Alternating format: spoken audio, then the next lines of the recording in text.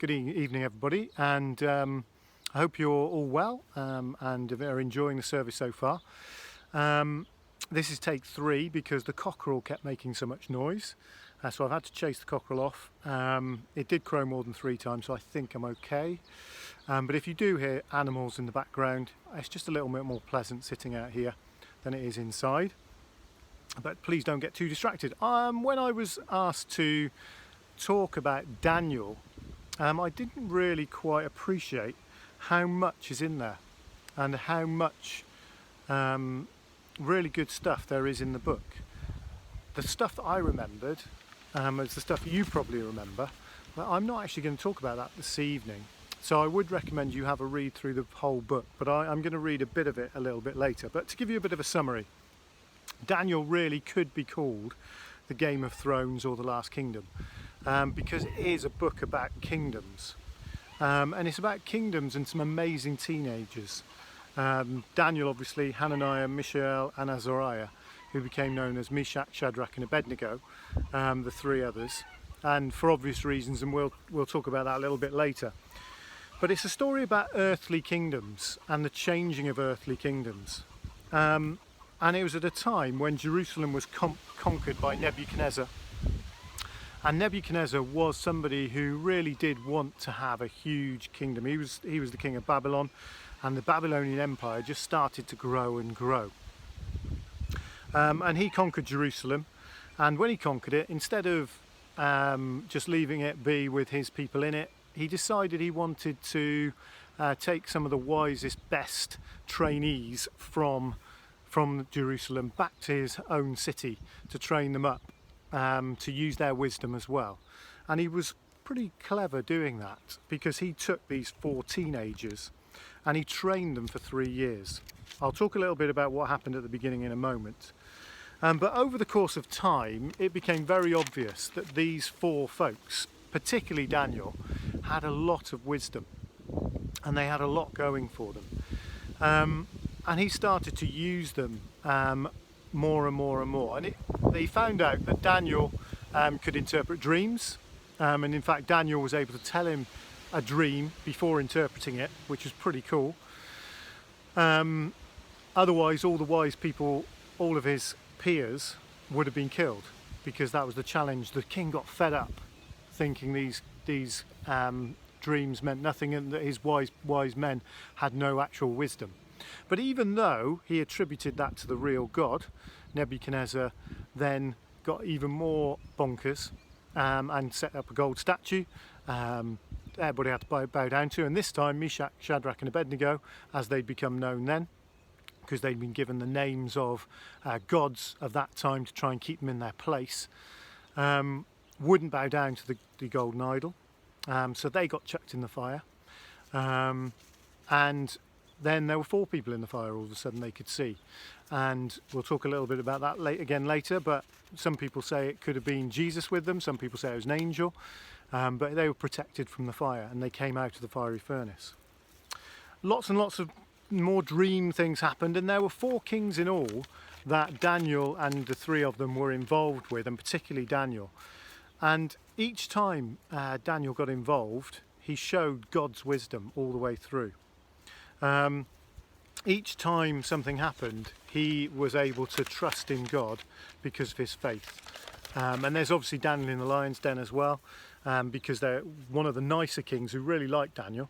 Some of his cronies decided that they were a bit jealous of how much this king liked Daniel, and so they set up a trap, and the king had no choice but to end up throwing Daniel in the lion's den.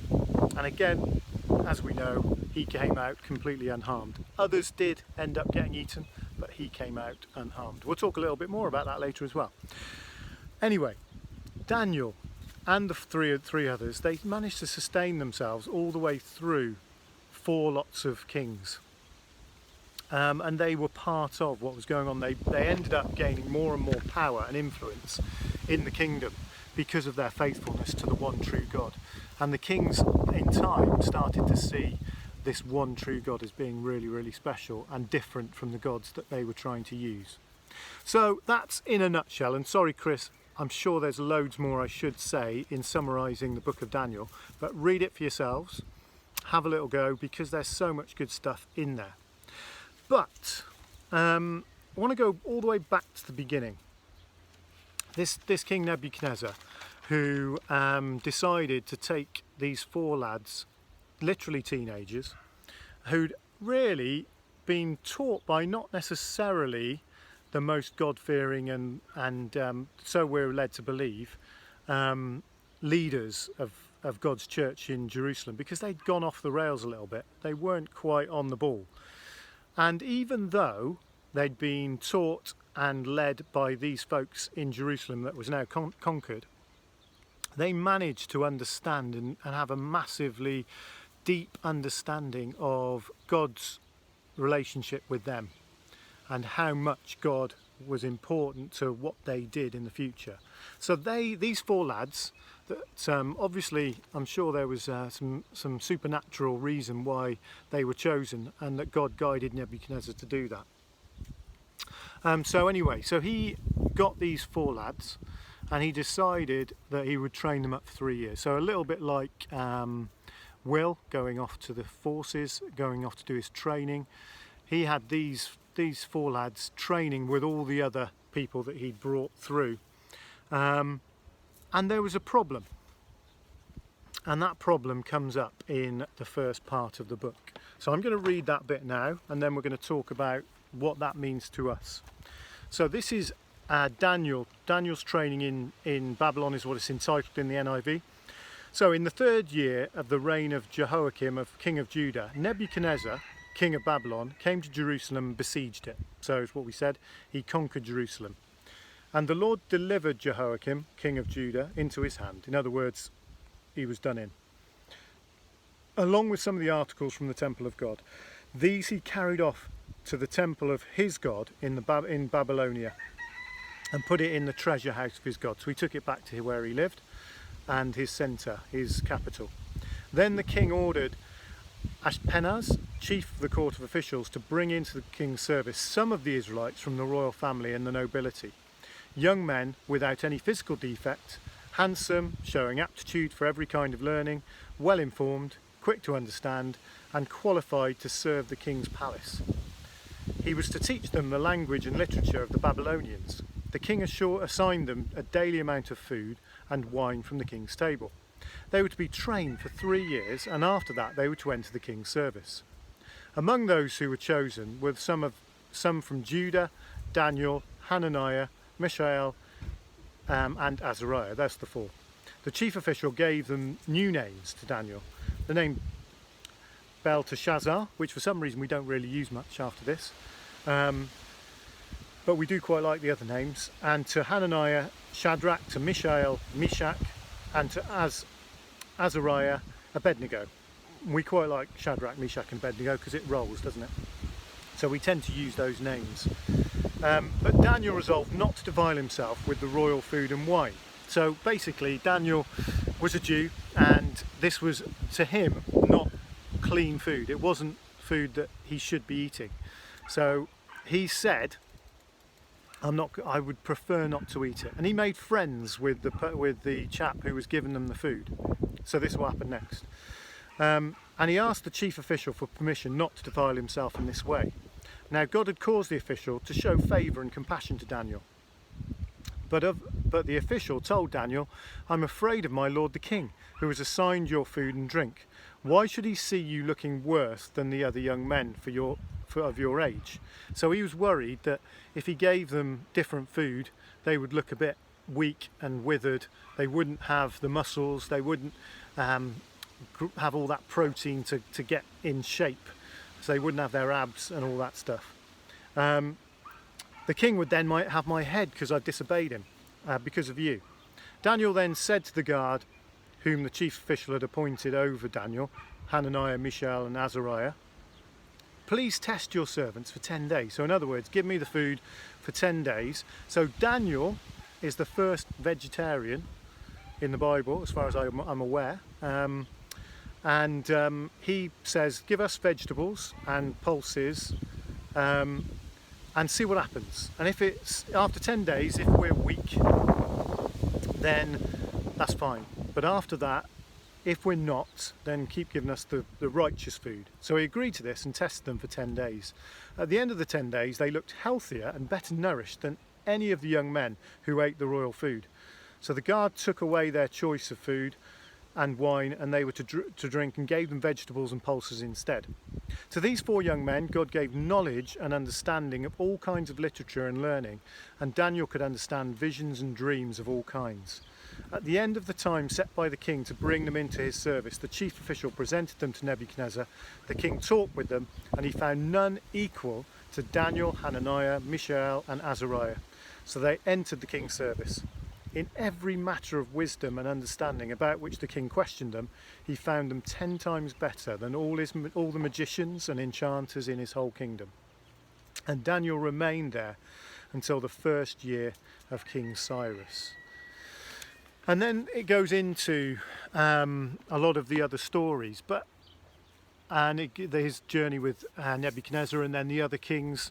But this was really the starting point for the ministry of Daniel, Shadrach, Meshach and Abednego, because of their obedience, because of them taking up this notion that they wanted to stay true to their God. They found themselves in a kingdom who worshipped all sorts of gods, and who even named them after these gods to remind them that their God is left behind.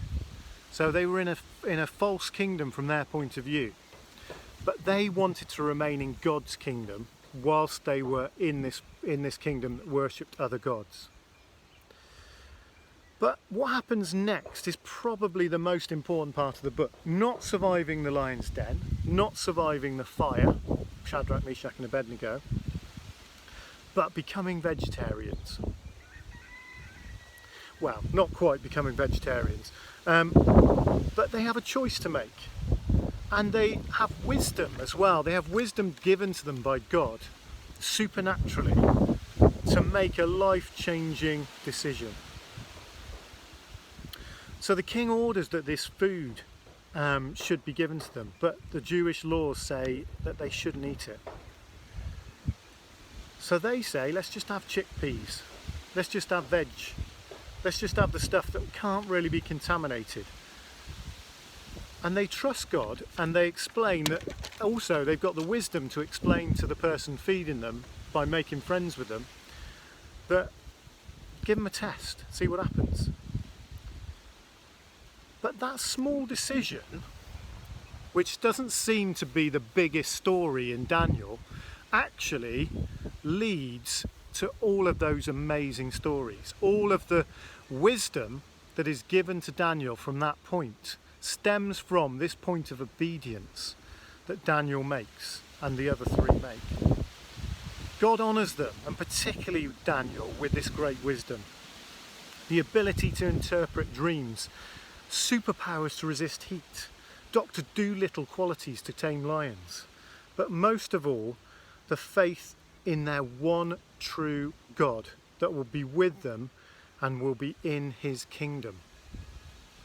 They understand God's kingdom being so much more important, no matter what the kingdoms around them are worshipping, no matter what is going on around them. They understand that God's kingdom is more important than that. They're out of Jerusalem, which was seen as the capital of God's kingdom at that time for the Jewish people. They're not even there, but they're in Babylonia, and they are actually still in God's kingdom, even though they're not in Jerusalem. Because what they're doing is they're faithfully and justly serving God. They're saving other people, and they're not doing it for their own gain and for their own honour. They never really wanted the responsibility. Daniel wasn't somebody who was striving after being a king, but he just kept getting given responsibility because the wisdom that God gave him. And he kept having these superpowers, literally having superpowers.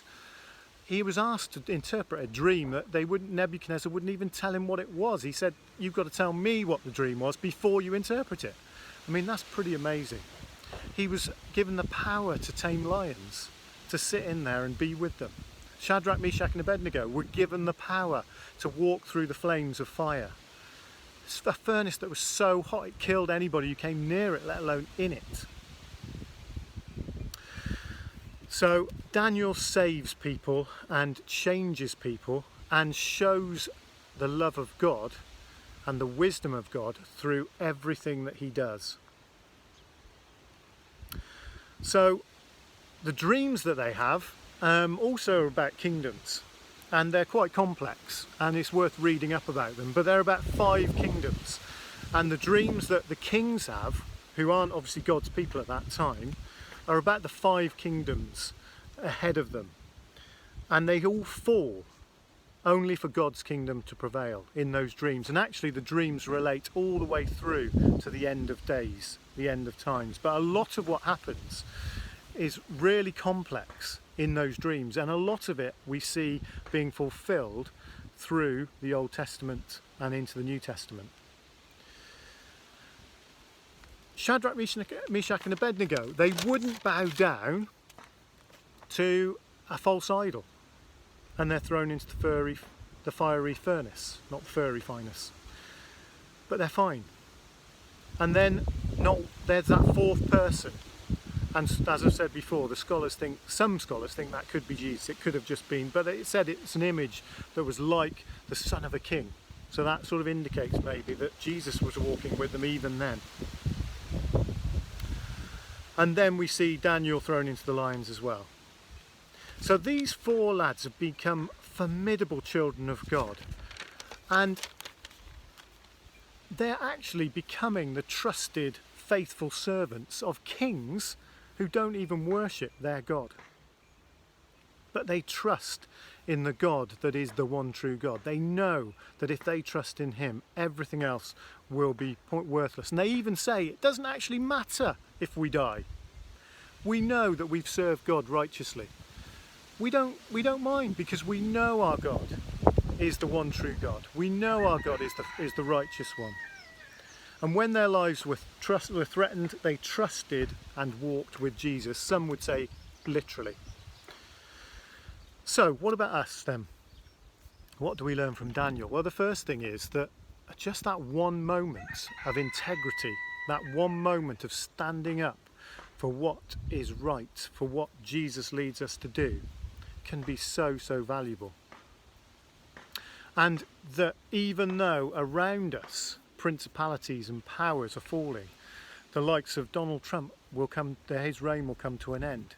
Boris Johnson will come to an end. In our lives at the moment, everything is changing and everything is different. And all the things that we thought were secure are suddenly changing. A little bit like what happened to Daniel and the 3 of them. When Jerusalem was conquered, they probably never perceived that would happen. They thought that was going to be constant. But they ended up in Babylon, away from their family. But they knew that if they just trust in the one true God, didn't matter what was around them, it didn't matter whether they weren't in the normal places, it didn't matter what was going on, what other things were changing, they trusted in the one true God. So in our lives, we have the Holy Spirit dwelling within us. We talked about that last week, about when we talked about Pentecost.